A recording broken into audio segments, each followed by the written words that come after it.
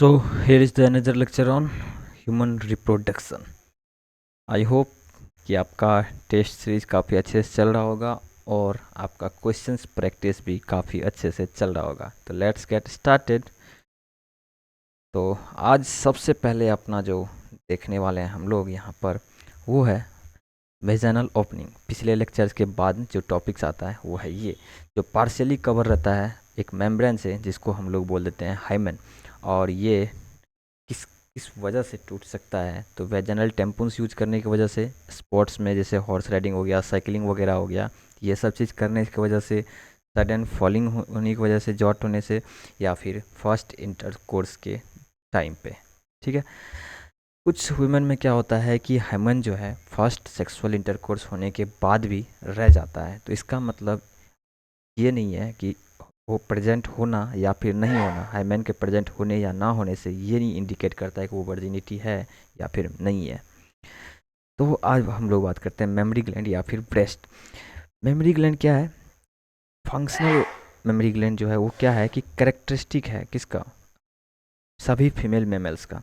और ये स्ट्रक्चर में पेयर रहता है और ग्लैंडुलर टिश्यू कंटेन करता है, जो कि वेरिएबल अमाउंट में रहता है, किसी में कितना मतलब वेरी करते रहता है। और ये स्वेट ग्लैंड का एक तरह से मॉडिफाइड कहा जा सकता है। ठीक है, ये स्ट्रक्चर है जो कि एनसीईआरटी में दिया हुआ है। हर एक स्ट्रक्चर को आप देखो एनसीईआरटी अपना पलट करके, तो वहाँ पे आपको ये स्ट्रक्चर काफ़ी अच्छे से समझ में आएगा। बाकी कुछ बताने के लायक है नहीं उसमें, क्योंकि सारा चीज़ हम यहाँ पर एक्सप्लेन कर देंगे। ग्लैंडुलर टिश्यू जो है ये फर्दर डिवाइड रहता है कितना, 15 से 20 मेमोरी लोब में। ईच ब्रेस्ट में 15 से 20 मेमोरी लोब, ठीक है, जो कि क्लस्टर ऑफ एल्वियोलाई कंटेन करता है। उसमें आपको एल्वियोलाई देखने के लिए मिलेगा, और एल्वियोलाई का सेल को हम लोग एल्वियोलर सेल बोलते हैं, जो कि मिल्क सिक्रेट करता है। ठीक है, अब आप देखोगे तो ऊपर आपको प्रोक्सिमल एंड दिख जाएगा, नीचे आपको डिस्टल एंड दिख जाएगा। ठीक है, तो यहाँ आप देखो फाइनली ये स्ट्रक्चर जो है आपको यहाँ पर, ये आपको फाइनली आपको निप्पल पे लेकर आएगा, और स्टार्ट यहाँ से आपको एल्वियोलाई से करना है, जो कि बाहरी साइड जो होगा ये मेमोरी लोब होगा। ऐसा एक ब्रेस्ट में 15 से 20 मेमोरी लोब होता है। और एल्वियोलाई जो होता है ये मिल्क सिक्रेटिंग सेल से लाइन किया हुआ रहता है, और जो मिल्क होता है वो कहाँ स्टोर रहता है, एल्वियोलाई के ल्यूमेन में जाके स्टोर रहता है। ठीक है, उसके नीचे आपको यहाँ पे मेमोरी ट्यूब्यूल्स देखने के लिए मिलेगा, फिर आपको मेमोरी डक्ट देखने के लिए मिलेगा। जैसे जैसे आप बाहर की ओर आते जाओगे डिस्टल एंड की तरफ, फिर आपको एम्पुला देखने को मिलेगा जो कि वाइडर होता है। फिर फाइनली अपना लेक्टिफेरस डक्ट देखने के लिए मिलता है, जहाँ से कि मिल्क को सक आउट किया जाता है बेबी के थ्रू। ठीक है, अब यहाँ पर देखो, यहाँ पर क्या होता है एरियोला में, यहाँ पे आपको सर्कुलर डार्क आपको स्ट्रक्चर आपको यहाँ पर प्रेजेंट रहता है। ठीक है, अराउंड द निपल, ये जो निपल है। अब चलते हैं हम लोग फाइनली oogenesis पे। ठीक है, हम लोग स्पर्मेटोजेनेसिस देख लिए, अब हम लोग देखेंगे फाइनली जो प्रोसेस है फीमेल गैमीट के फॉर्मेशन का, वो है oogenesis, जहाँ पर कि ओवम के फॉर्मेशन हम लोग देखेंगे। ये अपना स्टार्ट हो जाता है एम्ब्रियोनिक डेवलपमेंटल से ही। ठीक है, तो इसमें आपको मिलियंस ऑफ मदर सेल देखने के लिए मिलेगा। ठीक है, उगोनिया, और जो भी उगोनिया है बर्थ के बाद ऐड नहीं होता है, बर्थ से पहले मदर के वोम में ही सारा उगोनिया फॉर्म हो जाता है। अब देखो, एक जो उगोनिया है ये माइटोसिस करेगा और बर्थ से पहले प्राइमरी oocyte बनाएगा। ठीक है, उसके बाद म्यूसिस 1 स्टार्ट हो जाएगा और ये प्रोफेज 1 पे एस्ट हो जाएगा। ठीक है, वहाँ पे रुका रहेगा। ये जो प्राइमरी oocyte है इसके चारों तरफ एक ग्रेनुलोसार सेल्स का लेयर आ जाएगा। ठीक है, जो कि ग्रेनुलोसार सेल्स का प्राइमरी oocyte के चारों तरफ जब ग्रेनुलोसार सेल का लेयर आ जाएगा, तो इसको हम लोग अब प्राइमरी फॉलिकल बोलेंगे। ठीक है, बिफोर बर्थ यहाँ पे मिलियंस ऑफ फॉलिकल्स रहता है, और जब प्यूबर्टी आता है, तो आफ्टर बर्थ जब प्यूबर्टी आता है एक सर्टेन एज, तो वहाँ के बाद आपको यहाँ पर सिर्फ कितना देखने के लिए मिलेगा, 60 से 80 हज़ार प्राइमरी फॉलिकल्स ही बच जाता है प्रत्येक ओवरी में। और ओवरी जो होता है पेयर्स में होता है, आपको पता होगा पहले से ही, अगर आपने पिछला लेक्चर्स भी किया होगा तो आपको यहाँ से ही पता चल जाएगा। प्राइमरी फॉलिकल फिर क्या होता है, प्यूबर्टी के बाद आपको सेकेंडरी फॉलिकल में चेंज होता है, फिर टर्सरी फॉलिकल में चेंज होता है, उसके बाद ये मैच्योर फॉलिकल बन जाता है, जिसको हम लोग ग्राफियन फॉलिकल्स भी बोल देते हैं। ये हुआ बाहर की तरफ। अब इसके अंदर जो अपना प्राइमरी oocyte है ये म्योसिस 1 करके, ठीक है, ये क्या करता है आपको जो इसका ग्रेनुसा लेयर्स है, ठीक है, प्रोफेज 1 पे अभी ये अरेस्ट था, अब ये क्या करेगा, इसके बाहर का जो लेयर है वो क्या हो जाएगा, थिका का एक और लेयर आ जाएगा, ठीक है। अब यहाँ पर क्या होगा, आप देखोगे कि यहाँ पर जो अब यहाँ पर जो मल्टी लेयर है, मैं इंडिकेट करता हूँ यहाँ पे ग्रेनुसा सेल, ये अब रिलीज करेगा एस्ट्रोजन, ठीक है। फिर आप देखोगे तो ये थिका 2 पार्ट में आपका फिर से एक और लेयर आ जाएगा, जिसका कि आप बोल सकते हो थिका इंटरना और थिका एक्सटर्ना, ठीक है। अब आप देखो, कंफ्यूज नहीं होना है, थिका एक्सटर्ना थिका इंटरना, वहाँ पे सिर्फ अभी पहले एक ही था, थिका था सिर्फ, अब वही जो है अब 2 लेयर आपको एक तरह से दिखेगा वहाँ पे। और एक मियोसिस 1 जब रिज्यूम होगा तो वहाँ पे आप देखोगे एंट्रम नाम का एक स्ट्रक्चर फॉर्म हो जाएगा, जो कि कैविटी की तरह है, इसको हम लोग फ्लूइड फील्ड कैविटी भी कह देंगे, ठीक है।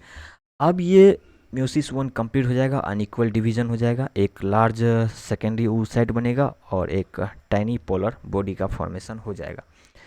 लार्ज सेकेंडरी oocyte जो है, इसमें आपको बल्क ऑफ साइटोप्लाज्म दिखेगा, किसका, प्राइमरी oocyte का। अब जो हम लोग जिसको कि मैच्योर फॉलिकल इधर हम लोग देख रहे थे, ठीक है, अपने बैक साइड पे यहाँ पे हम लोग देख रहे थे जो मैच्योर फॉलिकल फाइनली हमारा यहाँ पे फॉर्म हुआ था, तो ये रप्चर होगा और जो ओवम है सेकेंडरी oocyte, जो हमारा इधर सेकेंडरी oocyte बना, यहाँ पर लार्ज सेकेंडरी oocyte बना, ये तो इसके अंदर था, तो अब ये क्या होगा कि वहाँ से बाहर आएगा, ठीक है, रप्चर होगा और वहाँ से ओवम बाहर आएगा। तो अब देखो, आपको यहाँ पे स्ट्रक्चर क्या सब देखने की यहाँ पे आपको मिल रहा है, आपको थिका एक्सटर्ना इंटरना, ये तो हम लोग पहले पिछले स्ट्रक्चर्स में देख लिए, ठीक है। आप मेम्ब्रेना ग्रेनुलोसा यहाँ का आपको दिख जाएगा, एंटरम देखने के लिए आपको यहाँ पे मिल जाएगा, ठीक है। अब यहाँ पे एक स्ट्रक्चर फॉर्म होता है कोरोना रेडिएटा का, और इस यहाँ जो बीच में आपको स्ट्रक्चर दिखेगा, इसको हम लोग पेरीविटेलाइन स्पेस भी कहते हैं। अब आप देखो, यहाँ पर अपना है सेकेंडरी oocyte, ठीक है, सेकेंडरी oocyte अपना यहाँ पर बीच में है अभी भी रखा, और मतलब कि वहाँ पर है, खुलने के बाद हम लोग इसका आगे का प्रोसेस देखेंगे।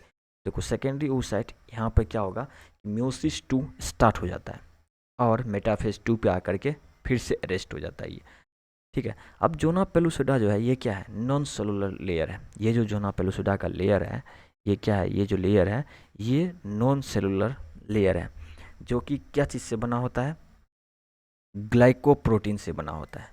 क्या चीज़ से बना होता है, ग्लाइकोप्रोटीन से बना होता है। अब देखो, ग्राफियन फॉलिकल जो है, ठीक है, ग्राफियन फॉलिकल जो है, अब देखो यहाँ पे क्या सेकेंडरी oocyte है, ये क्या करता है, एक नॉन सेलुलर लेयर फॉर्म करता है, अभी हम लोग जस्ट थोड़ा देर पहले बात कर रहे थे, जिसका नाम हम लोग देख रहे थे जोना पेलुसिडा। यह अब क्या होगा कि जैसे जैसे ल्यूटेनाइजिंग हार्मोन का लेवल इंक्रीज होगा, ठीक है, ग्राफियन फॉलिकल रप्चर होना शुरू हो जाएगा और क्या रिलीज करेगा, सेकेंडरी oocyte, जिसको हम लोग ओवम बोल रहे हैं। क्या बोल रहे हैं उसको हम लोग, ओवम बोल रहे हैं। यहाँ कहाँ पे रिलीज होगा, फेलोपियन ट्यूब में रिलीज होगा, और इस यहाँ के प्रोसेस को क्या बोल दे रहे हैं यहाँ पर, ओव्यूलेशन, ठीक है।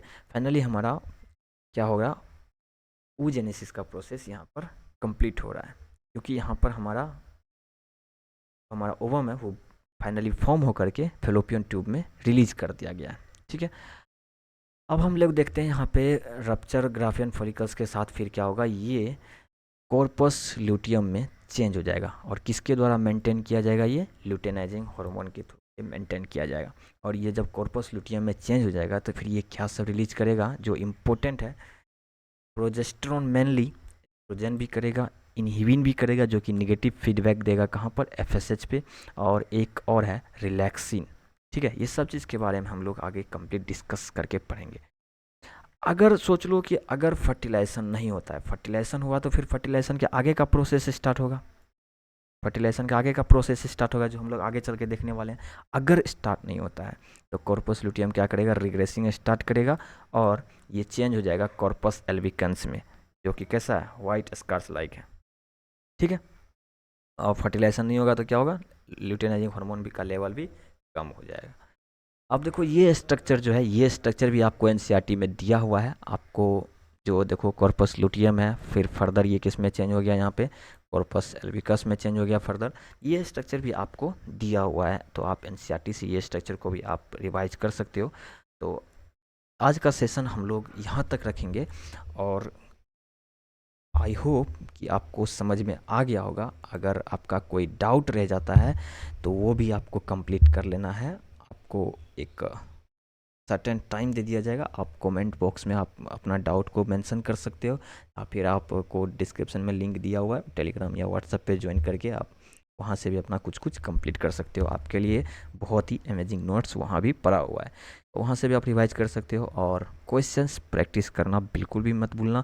आप कहोगे तो मैं आपके लिए कुछ इंपॉर्टेंट क्वेश्चंस जो PYQ आने की संभावना है और जो आ चुके हैं जो बहुत ज़्यादा इंपॉर्टेंट है, तो वो भी मैं ला दिया करूँगा। चलो ठीक है, इतना तक आप रिवाइज करो, इसके बेसिस पे आप क्वेश्चंस प्रैक्टिस करो। आप टेलीग्राम ज्वाइन कर लो या व्हाट्सएप ज्वाइन कर लो, वहाँ पे आपको सारी चीज़ देखने के लिए मिल जाएगा। तो आई होप कि आपका स्टडी बेहतर से चल रहा होगा, आप और ज़्यादा अच्छे से मेहनत करो।